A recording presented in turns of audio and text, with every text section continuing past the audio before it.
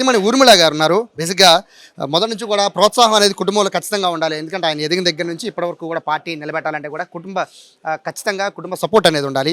ఊర్మిళ గారు ఉన్నారు. మేడం, సార్ని ఫస్ట్ నుంచి చూస్తూ ఉన్నారు. సార్ చాలా దూకుడు స్వభావం. బట్ ఇప్పుడు పార్టీలు పెట్టే పరిస్థితి దాకా వచ్చారు. అంటే రాజకీయాల్లోకి వచ్చి పార్టీ కూడా పెట్టే పరిస్థితికి వచ్చారు. సో మీ సపోర్ట్ ఎలా ఉండబోతుంది? కంప్లీట్ సపోర్ట్ అండి ఆయనకి. సపోర్ట్ లేకుండా ఎట్లా ఎంతవరకు వస్తాం? ఆయనకి ఏది చేసినా ఫుల్ సపోర్ట్ ఆయనకి. అంటే యాక్చువల్గా ఆయన బ్లడ్లోనే ఆ ప్రజాసేవ, ఆ సోషల్ సర్వీస్ అనేది చాలా ఉంది ఆయనకి.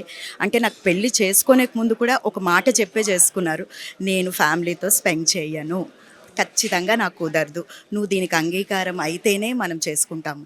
సో ఏదో చేంజ్ అవుతారులే తర్వాత అనుకున్నాను, కానీ నేను చేంజ్ అయిపోయాను మొత్తానికి. మొన్నటి వరకు కూడా జేడీ గారు సిబిఐలో పెద్ద పోస్టు, మీకు సంఘంలో గౌరవం, గుర్తింపు.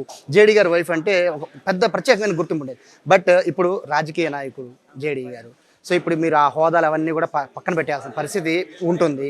సో దానికి సిద్ధంగా ఉన్నారా? మేము అప్పుడు కూడా ఏం హోదాలుగా అప్పుడు కూడా ఏమీ లేదండి. We are down to earth. మేము అప్పుడు కూడా సింపుల్గానే ఉన్నాం, ఇప్పుడు కూడా అలానే ఉంటాం. నో డిఫరెన్స్ మాకు. అప్పుడు ఏమీ అట్లా మీరు అనుకున్నట్లు మేము లేదు, ఇప్పుడు కూడా అట్లా లేదు. సేమ్ క్వశ్చన్ మిమ్మల్ని కూడా అడుగుతున్నాను. మేడంని అడిగంటే రేపటి నుంచి బురద జల్లడానికి రెడీగా ఉంటారు. ఏ పార్టీ అనేది పక్కన పెట్టండి. ఎందుకంటే ఒక రాజకీయ పార్టీలు వచ్చాక ఆరోపణలు, వ్యక్తిగత ఆరోపణలు చాలా ఉంటాయి. సో దానికి ఎదుర్కోవాలి మానసికంగా. మీరు రెడీగానే ఉన్నారా? రెడీగా ఉన్నామండి, వీఆర్ రెడీ. ఎందుకంటే ఇది తెలిసిందే మనకి. సో ఏదైనా కూడా మేము రెడీగానే ఉన్నాం.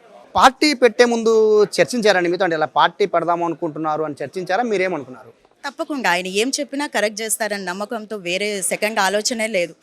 ఎందుకంటే నాకు 30 years పెళ్ళయి 30 ఏళ్ళు అయింది. కాబట్టి ఏది చేసినా కూడా ఆయన ప్రజల కోసము, దీనికోసమే చేస్తారు. ఆయన ఏమీ చూసుకోలేదు ఎప్పుడు. సో దానికి నేను ఎప్పుడు ఆయనకి సహకరిస్తాను. చాలామంది విశాఖపట్నంలో జేడీ గారు అంటే జనసేనలో ఖచ్చితంగా గెలిచే సీట్ ఏదన్నా అంటే ఎంపీ సీట్ అంటే ఖచ్చితంగా అందరూ విశాఖపట్నం అని చెప్పారు. బట్ అక్కడ కూడా ఓటమి చెందారు. అంటే మొదటే దిగడమే ఓటమితో దిగారు.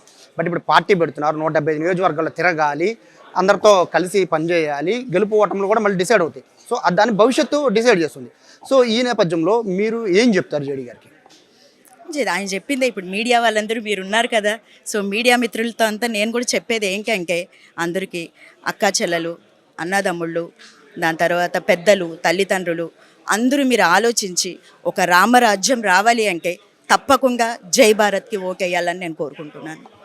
సో ఇది ఫ్యామిలీ అయితే చాలా క్లారిటీగా ఉంది. ఎందుకంటే జేడీ గారు ఎక్కడికి వెళ్తే మేము కూడా ఆయన వెనకాలే ఉంటామంటున్నారు. వాళ్ళు ఎదురుగా జేడీ గారు అన్నంతసేపు మాకు భయం లేదు అంటున్నారు. రేపటి నుంచి వచ్చే రాజకీయ విమర్శలకు సైతం తాము సిద్ధమే అని ఖచ్చితంగా ఏదైతే జేడీ గారు అడుగుపెట్టిన ప్రతి దాంట్లో సక్సెస్ అయ్యారో అలాగే పొలిటికల్ కూడా ఖచ్చితంగా సక్సెస్ అవుతారని కుటుంబ సభ్యులు ఆశాభావం వ్యక్తం చేస్తున్నారు. కెమెరా పర్సన్ కృష్ణతో సాయి, సుమన్ టీవీ, విజయవాడ నుంచి.